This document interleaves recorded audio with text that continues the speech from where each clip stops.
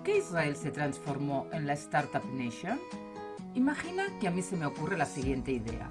Cuando la maestra me llama al frente para un examen oral sobre su materia, yo enciendo una aplicación que diseñé inteligentemente, la cual capta las preguntas de la profe, y tras hacerlo, produce una respuesta perfecta imitando mi voz con exactitud como si fuese el mejor ventríloco del mundo. Para producir la app a la que llamaremos Instontin, yo necesito ingenieros que diseñen un programa para captar el tono de mi voz para simularlo. Tiene que tener un programa perfecto para captar las frases limpias con las preguntas de la maestra. Y por último, necesito una base de datos impecable con todos los temas que se estudien en mi grado y en mi colegio. Necesito mucho dinero para pagarle a los empleados que van a desarrollar Instontin.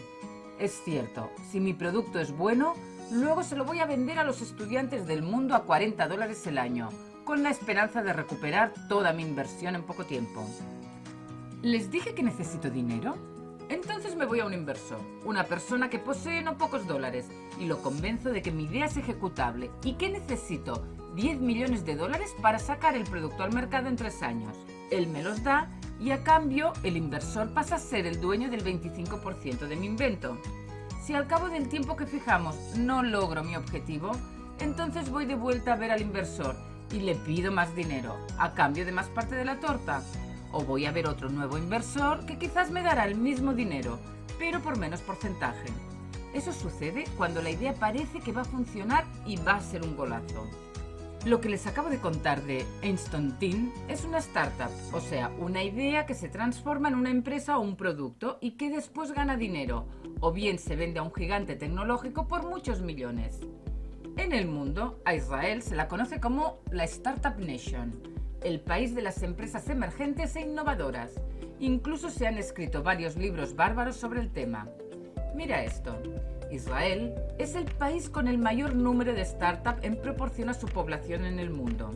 Además, cuando hablamos de empresas súper, Israel pelea el primer puesto con Hong Kong. La pregunta central es, ¿por qué ha ocurrido esto en un país tan joven? Hay varias razones, no solamente una. La primera causa es que Israel no posee riquezas naturales.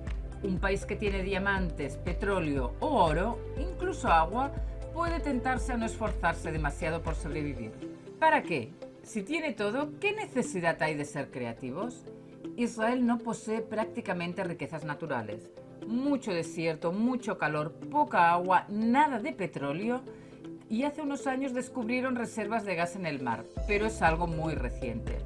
Cuando no tienes nada, no te queda otra que ser muy creativo para sobrevivir.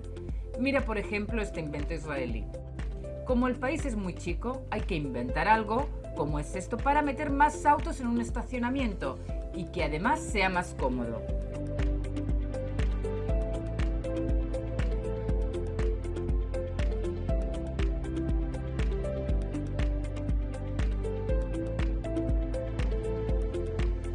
La segunda razón es la importancia del ejército. Debido a que Israel está en guerra desde su independencia en 1948, el ejército de defensa israelí es muy importante y recibe un porcentaje importante del presupuesto de gastos del país, alrededor del 14%. El ejército tiene unidades de élite, en donde soldados jóvenes reciben capacitaciones para realizar misiones de espionaje o de alta tecnología. Para poder hacerlo se capacitan profesionalmente y reciben presupuestos para hacerlo. Si un alumno del colegio secundario tiene buenos puntajes en física, matemáticas o simplemente piensa bien, entonces puede que lo enrolen en la unidad de espionaje 8200. Si uno es muy, pero muy inteligente, puede que lo metan en la unidad Talpiot. En Talpiot reciben una cantidad pequeña de jóvenes cada año. En vez de hacer el servicio militar común, de 3 años para los hombres y 2 para las mujeres, los de Talpiot se comprometen a servir unas 3 veces más. Los primeros años van a estudiar títulos universitarios en física, matemáticas, ingeniería o química.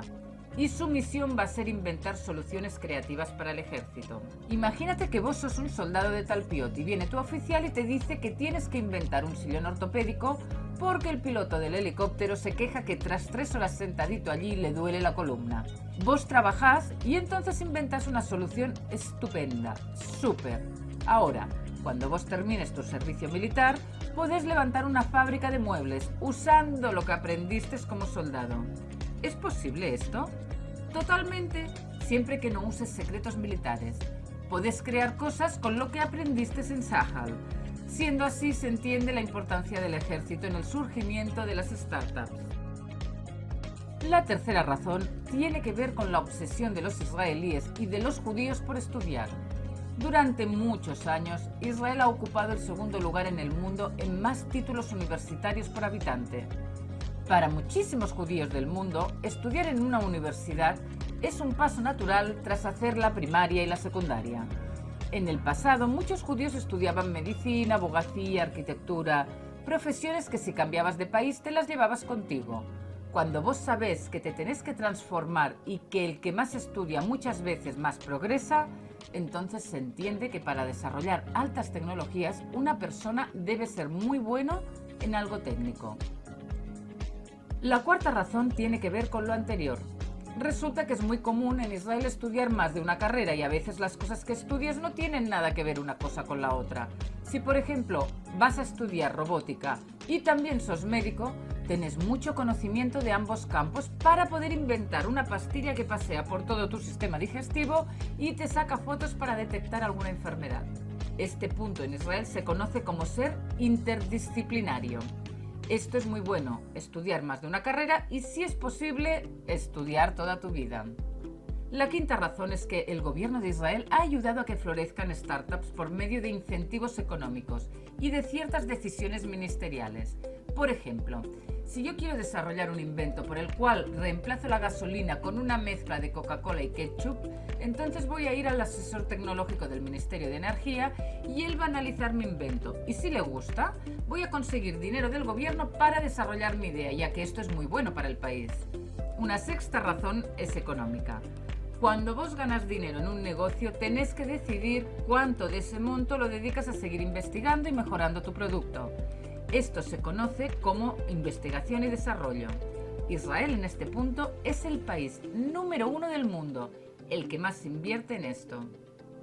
La séptima causa de que Israel sea una Startup Nation es que es un país repleto de inmigrantes. Cuando se declaró la independencia de Israel, el país tenía 600.000 judíos y unos 135.000 árabes. Hoy, en 2022, Israel tiene 9,3 millones de personas, de los cuales el 80% de ellos son judíos. Es verdad, han nacido muchos bebés, pero también es cierto que ha llegado al país muchos Olim Hadashim, muchos nuevos inmigrantes. ¿Por qué es importante esto? Una persona que es nuevo inmigrante viene a un país y se arriesga, hace cosas que en su país natal quizás no haría y toma la iniciativa para mejorar su situación. Todo esto es muy bueno para un país. Si viene nueva gente, hay más gente que compra en el súper y más gente que crea ideas y más producción.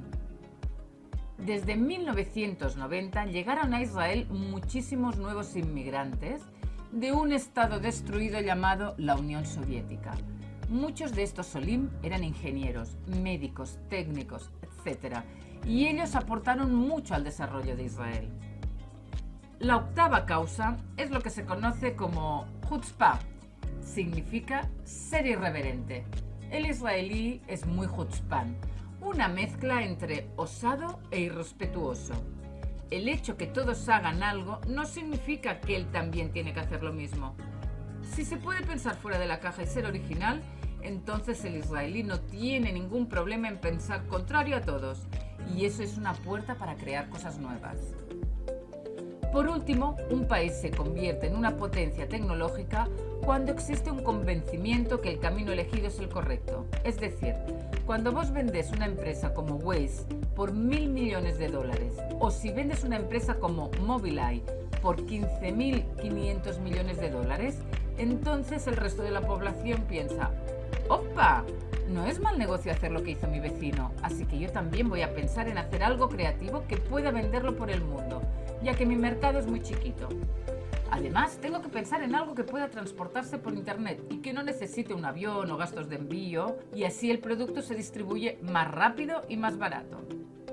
Cuando todo esto ocurre, cuando existe una especie de onda en donde todos nos bañamos del convencimiento que en vez de vender carne o tomates, tenemos que vender tecnología, ya que con ella se gana más dinero, y encima tenés gente que estudia, la ayuda del gobierno, un ejército y un país pobre en riquezas naturales, entonces tenés una Startup Nation. Y ahora los dejo porque me voy a tratar de inventar el invento aquel que les conté, el Einstein Team, que tengo muchos clientes potenciales en el mundo.